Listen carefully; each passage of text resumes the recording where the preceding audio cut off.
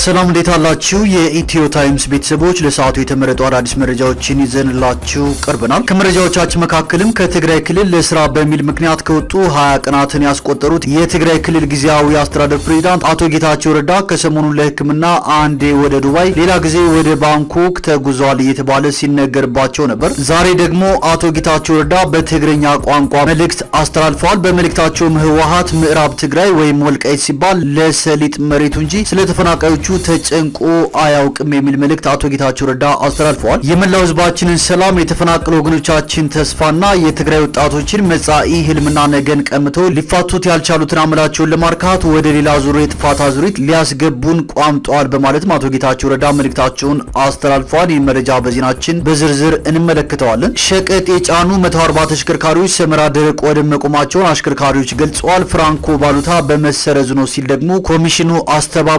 ምግብ ነክና ሌሎች ሸቀጦችን የጫኑ 140 መኪኖች ለሁለት ወራት በአፋር ክልል በሚገኘው የሰመራ ደረቅ ወደብ ለመቆም መገደዳቸውን አሽከርካሪዎቻቸው ተናግረዋል። ሸቀጦችም ለብልሽት እየተዳረጉ እንደሆነ አስታውቀዋል። በዝርዝር የምንመለከተው ሌላኛው ርዕሰ መረጃችን ነው። ከነዚህ መረጃዎች በተጨማሪ በክልሉ ያለው የጸጥታ ችግር በዚሁ ከቀጠለ ነገ የአማራ እናት ከዩኒቨርሲቲ የምታስመርቀው ልጅ አይኖራትም ሲሉ የአማራ ክልል ትምህርት ቢሮ መግለጻቸውን፣ የኢትዮጵያ ሀገራዊ ምክክር ኮሚሽን የአማራ ክልል የአጀንዳ ማሰባሰብ የምክክር መድረክ ከመጪው ቅዳሜ መጋቢት 27 ቀን 2017 ዓ.ም ጀምሮ በባህር ዳር ከተማ ለማካሄድ ዝግጅት እያደረገ እንደሚገኝ ማሳወቁን፣ የሶሪያው ፕሬዝዳንት አልሻራአ አዲስ የሽግግር መንግስት ማቋቋማቸውን፣ እንዲሁም የአሜሪካው ፕሬዝዳንት ዶናልድ ትራምፕ በዩክሬን ተኩስ አቁም ጉዳይ በፕሬዝዳንት ፑቲን እጅግ እንደተበሳጩ መናገራቸውና ሌሎችን በዝርዝር የምንመለከታቸው መረጃዎች አካተናል። ቻናላችን ሰብስክራይብ በማድረግ የደውል ምልክቷን በመጫንና መረጃው ለብዙዎች እንዲዳረስ ላይክ በማድረግ እስከ መጨረሻው አብራችሁን ቆዩ።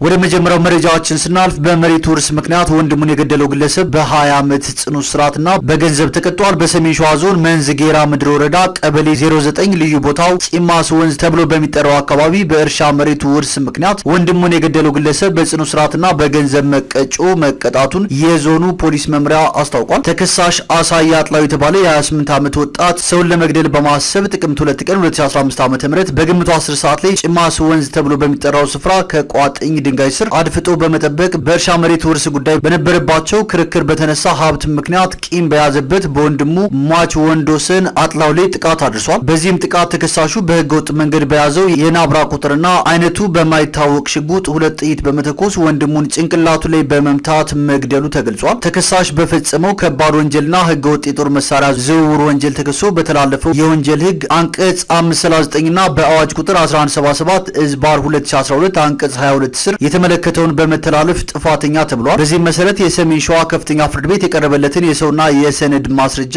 አሳማኝ ሆኖ በማግኘቱ ተከሳሽ በፈጸመው ወንጀል ማህበረሰቡንም ያስተምራል፣ ተከሳሽንም ያርመዋል ተብሎ በማሰብ በመጋቢት 19 ቀን 2017 ዓ.ም በዋለው ችሎት በተከሳሽ ላይ በ20 ዓመት ጽኑ እስራትና በ1 ሺህ ብር የገንዘብ መቀጮ እንዲቀጣ መወሰኑን ከፖሊስ መምሪያው ሚዲያና ኮሚኒኬሽን የተገኘው መረጃ ያመለክታል።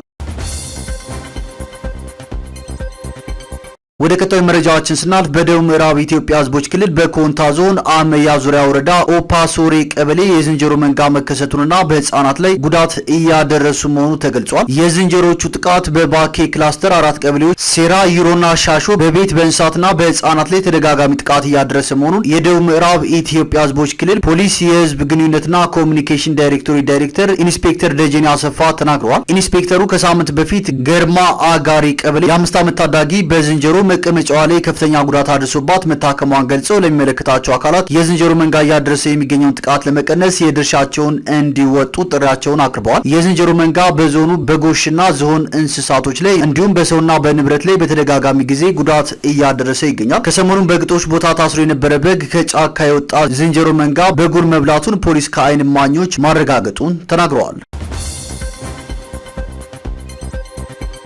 ወደ ቀጣዩ መረጃዎችን ስናልፍ ከትግራይ ክልል ለስራ በሚል ምክንያት ከወጡ 20 ቀናት ያስቆጠሩት የትግራይ ጊዜያዊ አስተዳደር ፕሬዝዳንት አቶ ጌታቸው ረዳ ከሰሞኑ ለሕክምና አንዴ ወደ ዱባይ ሌላ ጊዜ ወደ ባንኮክ ተጉዟል እየተባለ ሲነገርባቸው ነበር። ትናንት እሁድ በሰዓታት ልዩነት ሁለት መልእክቶችንም አቶ ጌታቸው ረዳ አስተላልፈዋል። አንዱ ለህዝበ ሙስሊሙ የኢድ አልፈጥር በዓል እንኳን አደረሳቸው የሚል ሲሆን ሌላኛው ለተቀናቃኞቻቸው ድሉ የህዝብ ነው የሚል ጠንካራ ትችት አዘል መልእክት አስተላልፈዋል። ላለፉት 20 ቀናት በትግራይ እየታየ ያለው ፖለቲካዊ ቀውስ ስልጣን ወይም ሞት የሚል ቡድን ላለፉት 2 ዓመታት የዶለቶ ሴራ መጨረሻው ምዕራፍ ማሳያ ነው ብለዋል። ይህ ደግሞ አንዳንድ የተሻለ ስምና ዝና ያላቸውን ግለሰቦችም ለስህተት የዳረገ ፍጻሜ ነው በማለት ተግባሩን አጣጥለውታል። ፕሬዚዳንቱ ኋላ ቀር ቡድን ሲሉ የገለጹት አካል የጊዜያዊ መንግስቱን መዋቅር በመጣስ ማተም ከተቆጣጠረ በኋላ በመጀመሪያ እርምጃው በትላልቅ ከተሞች ለደጋፊዎቹ በስፋት መሬት አከፋፍሏል። ገቢ የሚያስገኙለትን የሽያጭ ስራዎችም ፈጽሟል ብለዋል። መሬት ከመሸጥና ከማከፋፈል አልፎ ተፈናቃዮችን ወደ ቀያቸው መመለስና ግዛታዊ አንድነትን ማረጋገጥ ከመፈክር በዘለለ ጣጣው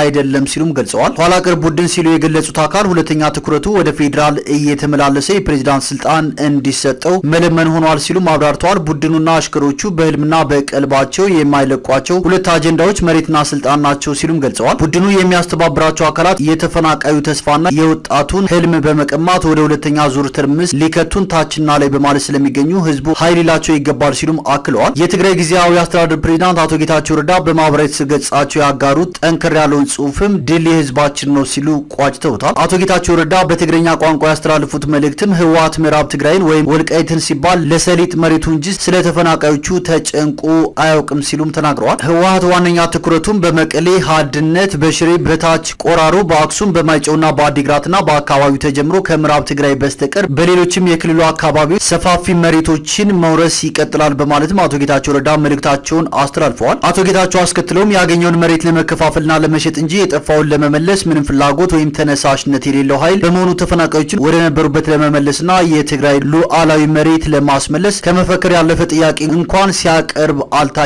ስለሆነ መላው የትግራይ ወጣቶች መሬታችሁን ከሽፍቶች ጠብቁ ሲሉም አቶ ጌታቸው ረዳ መልእክታቸውን አስተላልፈዋል። አቶ ጌታቸው በማስከተልም ሁለተኛው የዚህ ኋላ ቀር ቡድን ትኩረት አዲስ አበባ እየተመላለሰ ስልጣን ይገባኛልና አጽድቁልኝ እያለ ደጅ መጥናት ነው ብለዋል። ሰላም ፈላጊዎች ነን፣ የፕሪቶሪያውን ውል እናስፈጽማለን፣ ብቻ ወንበር እንረከብ በማለትም እየተማለደ ይገኛል ሲሉ ፕሬዚዳንቱ ጨምሮ መልእክታቸውን አስተላልፈዋል። ፕሬዚዳንት መሾም ስልጣኑ እንዳልሆነ እየተቀበለ ነገር ግን እነገሌን ለፕሬዚዳንትነት አጭቻለሁ እያለ እጩዎች የሚላቸውንም በየ3 ቀኑ እየቀያየረ እድሉን እየሞከረ ነው። አሁንም ቢሆን ስለ ተፈናቃዮችና ምዕራብ ትግራይ ተሳስቶም የሚያነሳበት አጋጣሚ የለም፣ አጀንዳውም አይደለም። ምዕራብ ትግራይ ሲባል የሰሊጥ መሬት እንጂ የተፈናቃዮቹ መከራና ስቃይ ላይ የሚገኘው የህዝቡ ስቃይ አይታየውም በማለትም አቶ ጌታቸው ረዳ መልእክቱን በማህበራዊ ትስስር ገጹ አስተላልፏል። አቶ ጌታቸው ረዳ በመጨረሻም የመላው ህዝባችን ሰላም፣ የተፈናቀሉ ወገኖቻችንን ተስፋና የትግራይ ወጣቶችን መጻኢ ህልምና ነገን ቀምተው ሊፋቱት ያልቻሉትን አመላቸውን ለማርካት ወደ ሌላ ዙር የጥፋት አዙሪት ሊያስገቡን ቋምጠዋል በማለትም አቶ ጌታቸው ረዳ መልእክታቸውን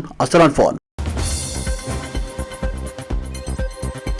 ወደ ቀጣዩ መረጃችን ስናልፍ ለሳምንታት በዩክሬን የተኩስ አቁም ስምምነት ለማድረግ ሲሞክሩ የነበሩት ዶናልድ ትራምፕ በሩሲያው ፕሬዝዳንት ቭላዲሚር ፑቲን እጅግ ተበሳጭቻሉ ብለዋል። ኤንቢሲ ከተባለ ጣቢያ ጋር ቆይታ ያደረጉት የአሜሪካው ፕሬዝዳንት ፑቲን የዩክሬኑ ፕሬዝዳንት ቮሎዲሚር ዜሌንስኪ ተአማኒነት ላይ ጥቃት በመሰንዘራቸው መናደዳቸውን ተናግረዋል። ትራምፕ ፑቲን የተኩስ አቁም ስምምነት ካልፈረሙ ከሩሲያ ነዳጅ የሚገዙ ሀገራት ላይ የ50 በመቶ ታሪፍ ለመጣልም ዝተዋል። በዩክሬን ያለውን ደም መፋሰስ ለማስቆም እኔና ሩሲያ ከስምምነት የማንደርስ ከሆነና የሩሲያ ጥፋት ነው ብዬ ካሰብኩ ላይሆንም ይችላል ከሩሲያ የሚወጣ ነዳጅ ላይ ታሪፍ ይጥላሉ ብለዋል። ትራምፕ የሰጡት አስተያየት በሩሲያ ጉዳይ ያላቸው አቋም መለወጡን የሚያሳይ ነውም ተብሏል። ዋይት ሀውስ ፕሬዚዳንቱ ባሰሙት ንግግር ዙሪያ አስተያየት ከመስጠት ተቆጥበዋል። አውሮፓውያን መሪዎች ትራምፕ በዩክሬን የተኩስ አቁም ስምምነት ጉዳይ የፕሬዚዳንት ፑቲንን አቋም እያንጸባረቁ ነው የሚል ትችትም ያሰማሉ። ዜሌንስኪም በማህበራዊ ትስስር ገጻቸው ባሰፈሩት መልእክት ሩሲያ ምክንያት እየፈለገች ይህንን ጦርነት የማራዘም እቅድ እንዳላትም ፕሬዚዳንት ዜሌንስኪ መልእክታቸው በማህበራዊ ትስስር ገጻቸው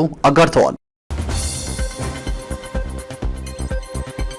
ወደ ቀጣዩ መረጃችን ስናልፍ የሶሪያው ፕሬዝዳንት አልሻርህ አዲስ የሽግግር መንግስት አቋቁመዋል። የሶሪያው ፕሬዝዳንት አህመድ አልሻራህ የሽግግር መንግስትን ቅዳሜ ዕለት ይፋ ያደረጉ ሲሆን 23 ሚኒስትሮችንም ሾመዋል። ይህ የካቢኔ ለውጥ ከአሳድ ቤተሰብ አገዛዝ በኋላ የተደረገ ሽግግርና ሶሪያን ከምዕራባውያን ጋር ያላትን ግንኙነት ለማሻሻል ቁልፍ ምዕራፍ እንደሆነ ተመላክቷል። የሶሪያ አዲሱ የሱኒ አመራር ባለስልጣናት የሀገሪቱን የተለያዩ ጎሳና ሃይማኖታዊ ማህበረሰቦችን ያሳተፈ መንግስት እንዲመሰርቱ ከምዕራባውያንና ከአረብ ሀገራት ጫና ሲደረግባቸው ቆይቷል። በዚህ ወር በሶሪያ ምዕራባዊ የባህር ጠረፍ በተነሳ ሁከት በመቶዎች የሚቆጠሩ የአላውያን ሲቪሎች ወይም ከስልጣን የተወገዱት መሪ በሽር አልአሳድ የወጡበት አናሳ ጎሳ አባላት መገደላቸውን ተከትሎ ጫናው ጨምሯል። በካቢኔው ትራንስፖርት ሚኒስቴር ተብለው የተሾሙት ያሩ በድርን ከአላዊ ጎሳ ሲሆኑ የድሩዝ ማህበረሰብ አባል የሆኑት አማጋድ በድር ደግሞ የግብርና ሚኒስቴርን ይመራሉ። በጥር ወርም ሻራአ በጊዜያዊነት ፕሬዝዳንትነት ተሰይመዋል። በሶሪያ የተበላሹ የህዝብ ተቋማትን ለመገንባትና ሀገሪቷን እስከ ምርጫ ድረስ የሚያስተዳድር ሁሉን አቀፍ የሽግግር መንግስት ለመመስረትም ቃል ገብተዋል። ይህ ሂደት ግን እስከ 5 ዓመታት ድረስ ሊቆይ እንደሚችልም ተጠቁሟል። ወደ ቀጣዩ መረጃችን ስናልፍ ሸቀጥ የጫኑ 140 ተሽከርካሪዎች ሰመራ ደረቅ ወደብ መቆማቸውን አሽከርካሪዎቻቸው ገልጸዋል። ፍራንኮ ቫሉታ በመሰረዙ ነው ሲልም ኮሚሽኑ አስተባብሏል። ምግብ ነክና ሌሎች ሸቀጦች የጫኑ 140 መኪኖች ለ2 ወራት በአፋር ክልል በሚገኘው የሰመራ ደረቅ ወደብ ለመቆም መገደዳቸውን አሽከርካሪዎቻቸው ተናግረዋል። ሸቀጦች ለብልሽት እየተዳረጉ ነው ሲሉም አስታውቀዋል። በኢትዮጵያ ጉምሩክ ኮሚሽን የሰመራ ቅርንጫፍ የንግድ ገቢ ዕቃ ቡድን አስተባባሪ ተሽከርካሪዎቹ የቆሙት ፍራንኮ ቫሉታ በመሰረዙ ነው ሲል አስታውቋል። አሽከርካሪዎቹ ከአስመጪዎች ጋር ደውለው ለማነጋገር ሙከራ ቢያደርጉም ምላሽ እየሰጧቸው አለመሆኑን ገልጸዋል። ትራንዚስተሮች በተመሳሳይ ጠብቁ የሚል ምላሽ ብቻ እንደሚሰጧቸውም አመላክተዋል። በጉምሩክ አስተላላፊ ትራንዚስተር ስራ ላይ የተሰማሩት አቶ ጀማል ሰይድ ምንም እንኳን እነኚህ ምርቶች መንግስት ከፍራንኮ ቫሉታ ጋር በተያያዘ ወደ ሀገር ውስጥ እንዳይገቡ የታገዱ ቢሆንም 140 የጭነት መኪኖች የጫኗቸው ምግብ ነክ ሸቀጦች ግን ለብልሽት እየተዳረጉ ነው ብለዋል። በፍራንኮ ቫሉታ ነው የቆመው፣ እስካሁን መፍትሄ አልተሰጠንም፣ ጅቡቲ ላይ አስቁመው ነበር፣ ሀገር ውስጥ የገቡትንም አስቁሟቸዋል፣ መፍትሄ ይመጣል ተብሏል፣ ገና ነው፣ እስካሁን ድረስ አልመጣልንም ሲሉ የገለጹት አቶ ጀማል ስንዴ ያለ ስንዴ ይነግዛል፣ ብዙ ነገር የሚበላሽ አለ ሲሉ ስጋታቸውን ገልጸዋል። እስካሁን ድረስ መፍትሄ አልተሰጠንም፣ እየጠበቅን ነው ሲሉም አክለዋል።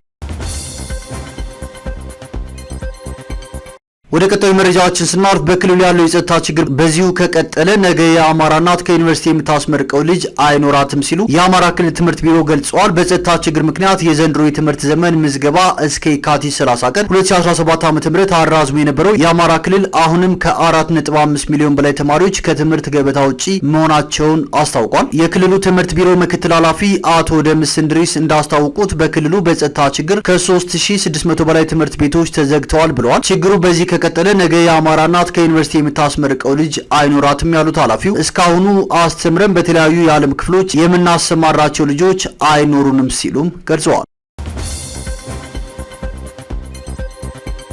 ወደ ቀጣዩ መረጃዎችን ስናልፍ የኢትዮጵያ አገራዊ ምክክር ኮሚሽን የአማራ ክልል የአጀንዳ ማሰባሰብ የምክክር መድረክ ከመጪው ቅዳሜ መጋቢት 27 ቀን 2017 ዓ.ም ጀምሮ በባህር ዳር ከተማ ለማካሄድ ዝግጅት እያደረገ እንደሚገኝ አሳውቋል። ሂደቱን ለማስተባበር ለዩኒቨርሲቲና ለከተማ በጎ ፈቃደኛ ወጣቶች ስልጠና እየሰጠ እንደሚገኝም ገልጿል። በክልሉ 2 ዓመት ሊሞላው ጥቂት ወራት የቀሩት ግጭት መቋጫ ሳያገኝ ምክክሩ በስኬት ይጠናቀቃል የሚለው ጥያቄም በብዙዎች እየተነሳ ነው። ኮሚሽኑ በክልሉ በፖለቲካ የታሰሩ እንዲፈቱና ከፋኖ ኃይሎች ጋር ንግግር ተደርጎ ግጭቱ እንዲቆም መጠየቁም ይታወሳል።